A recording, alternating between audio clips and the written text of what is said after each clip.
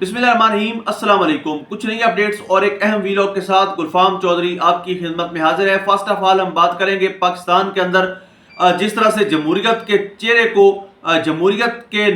नाम निहाद अलमबरदार जो हैं वो दागदार कर रहे हैं, और उन्होंने बार बार यानी फार्म 47 की हुकूमत जो जेली तरीके से, जेली मैंडेट से और दोष और धांधली से, गुंडागर्दी से, बदमाशी से इस मुल्क पर काबिज है, उन्होंने किस तरह से जमहूरियत के चेहरे पर कालक मली है अपने स्याह किरदार से, अपने स्याह एक्ट से, और किस तरह से वो अपनी चोरी शुदा सीटें बचाने के लिए, अपने चोरी शुदा मैंडेट के तहफ़्फ़ुज़ के लिए किस तरह से अदलिया को उन्होंने पर काटे हैं, और किस तरह से अब उन्होंने एक्सटेंशन दी है तमाम तर ऑफिसर्स जो जिनका तल्लक पाकिस्तान आर्मी से हो, नेवी से हो या बाकी इतने भी डिपार्टमेंट हैं जिनकी मुद्दत मुलाजमत में तोसी की गई है, और यकीनी तौर पर जमहूरियत के चेहरे को दागदार करने में कोई कसर नहीं छोड़ी इस मौजूदा पीडीएम ने। यानी इमरान खान साहब ने एक स्टेटमेंट दी थी कि 3 इडियट का एक ग्रुप है और वो जो है इस मुल्क पर मुसल्लत होना चाहता है एक्सटेंशन के ज़रिए से। तो आहिस्ता आहिस्ता वो सारी चीज़ें समझ आ रही हैं। पहले इन्होंने जिस तरह से पाकिस्तान की सबसे बड़ी, यानी जिसको हम ऐवान कहते हैं, मुकद्दस ऐवान, पार्लियामेंट के अंदर से लोग अगवा किए गए, किस तरह से अरकान पार्लियामेंट जो थे उनकी फैमिलीज़ को उठाया गया, उनकी माओ बहनों बेटियों की इज्जतों को पमाल किया गया, और उनको यहाँ तक ऑप्शन दिया गया कि आप वोट दें और अपनी बीवी बेटी बहन ले जाएं। यानी पाकिस्तान के अंदर अखलाकियात का म्यार इस हद तक गिर जाएगा, कभी एक लम्हे के लिए भी नहीं सोचा था, कभी एक लम्हे के लिए भी ये तसव्वुर नहीं किया था कि पाकिस्तान के अंदर जमहूरियत के चेहरे पर यही जमहूरी लोग जो जमहूरियत का लिबादा ओढ़कर अपने आप को जमहूरी चैंपियन कहते हैं, वो किस तरह से पाकिस्तान की जमहूरियत को लूला लंगड़ा और अपाइज कर देंगे, कोई हमने कभी भी नहीं सोचा होगा। यानी पाकिस्तान पीपल्स पार्टी जिसकी बुनियादों में एक नारा है जमहूरियत का, जुल्फ़िकार अली भुट्टो साहब का, उन्होंने जिस तरह से जमहूरियत की बजाय बूट को इज्जत दी वो पूरी दुनिया ने देखा। मुस्लिम लीग नून जो कल तक वोट को इज्जत देने का दावा करते थे, और जो उन्होंने जिस तरह से बूट को इज्जत दी, जिन्होंने उस तरह से लेट कर पॉलिश किया, उसकी कोई दूसरी मिसाल नहीं मिलती। उन्होंने पहले कुछ चीज़ें पास करवाई जो 26वीं तरमीम के नाम से जिसको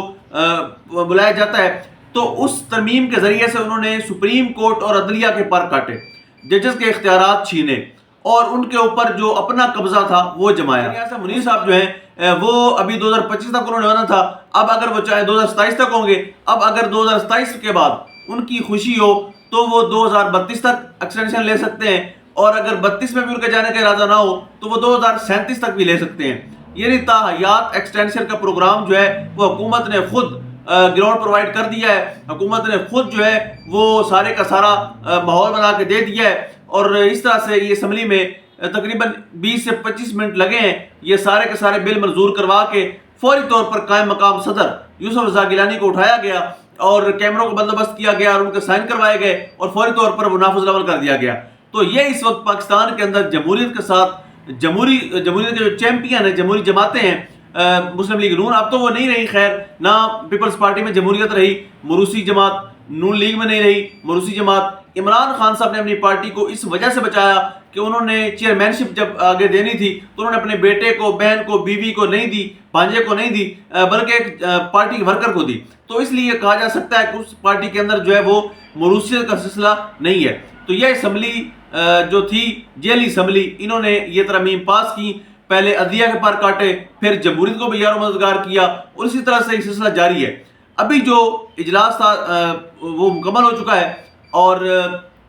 इजलास के बाद जो आईनी बेंच बनना था उसका सरबराह काजी फायज ईसा प्रोबैक्स यानी जस्टिस अमीनुद्दीन जो हैं उनको सरबराह बना दिया गया है। आप माजी के अंदर जब काजी साहब मुसल्लत थे सुप्रीम कोर्ट पर, तब क्या फैसले उठाकर देखें तो काजी साहब से 2-4 कदम आगे बढ़ने वाले हैं जस्टिस अमीनुद्दीन। यानी इनका फैसला अगर पढ़ें तो वो जो जिस तरह से कल साहब ने अदलिया की आज़ादी के पर काट दिए थे, अदलिया की आज़ादी जो थी वो बूटों के तले रौंद दी थी, अदलिया की जो आज़ादी है उसको खुद अपने हाथों से उसका कत्लेआम कर दिया था। तो काजी फैज ईसा प्रोमैक्स जो हैं जस्टिस अमीनुद्दीन खान, उनको बना दिया गया है आईनी बेंच का सरबराह। यानी अब अगर हुकूमत को गैर आईनी काम करेगी, अब अगर जो हुकूमत है वो किसी के राइट्स पर डाका डालेगी, किसी के मैंडेट पर डाका डालेगी, किसी के साथ जो है वो ज्यादती करेगी, तो वो केस اسی بینچ کے پاس جائے گا جو اسی حکومت کا تیار کردہ ہوگا، اسی حکومت کے بنائے گئے بینچ کے پاس اس کے تمام تر کیسز جو ہیں وہ جائیں گے۔ اور آپ اندازہ لگائیں کتنی جلدی میں یہ کام کیا گیا ہے،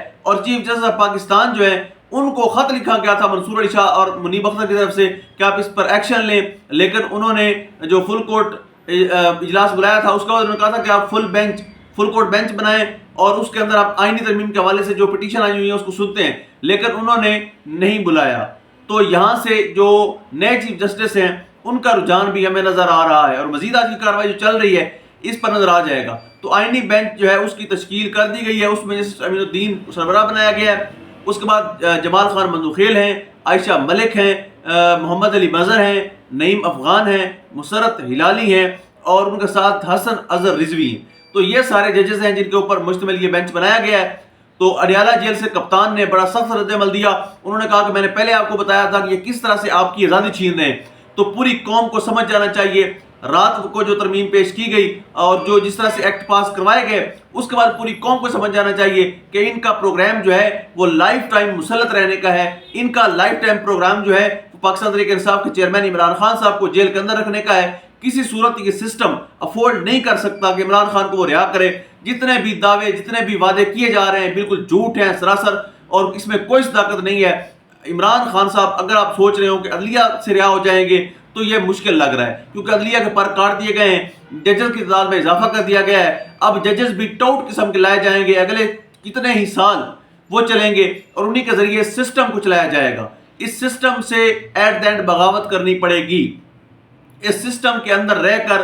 کبھی بھی تبدیلی نہیں آئے گی۔ اس سسٹم کے اندر رہ کر جس میں عدلیہ کو جو بالکل ہے مفلوج کر دیا گیا ہو، جس کے اندر جمہوریت کا چہرہ بالکل مسخ کر دیا گیا ہو، ایسے ملک کے اندر، ایسی سوسائٹی کے اندر، ایسے انوائرمنٹ کے اندر آپ اگر اس نظام میں تبدیلی کی بات کرتے ہیں تو میرا خیال ہے کہ خام خیالی ہوگی۔ اب عوام کو انتخاب کی بجائے آئی تھنک سو کہ انقلاب کے لیے نکلنا پڑے گا، اور ان کو ایک مؤثر رول پلے کرنا پڑے گا۔ خان صاحب بھی واضح طور پر کہہ چکے ہیں کہ اب جو ہے اپنے حقوق کی جنگ لڑیں۔ میں قوم کو یہی بتا رہا تھا کہ یہ آپ سے سارے کے سارے حقوق چھیننا چاہتے ہیں، میں تو جیل میں رہنے کے لیے تیار ہوں، لیکن فیصلہ آپ نے کرنا ہے کہ غلامی کرنی ہے یا آزادی کی زندگی جینی ہے۔ تو اس پر جو ہے کپتان کا رد عمل آ چکا ہے، اور انہوں نے واضح طور پر کہا ہے کہ یہ پاکستان کے جو بیسک رائٹس ہیں عوام کے، اس کے اوپر ڈاکہ ڈال رہی ہے یہ حکومت، موجودہ پی ڈی ایم اور اس کے سہولت کار۔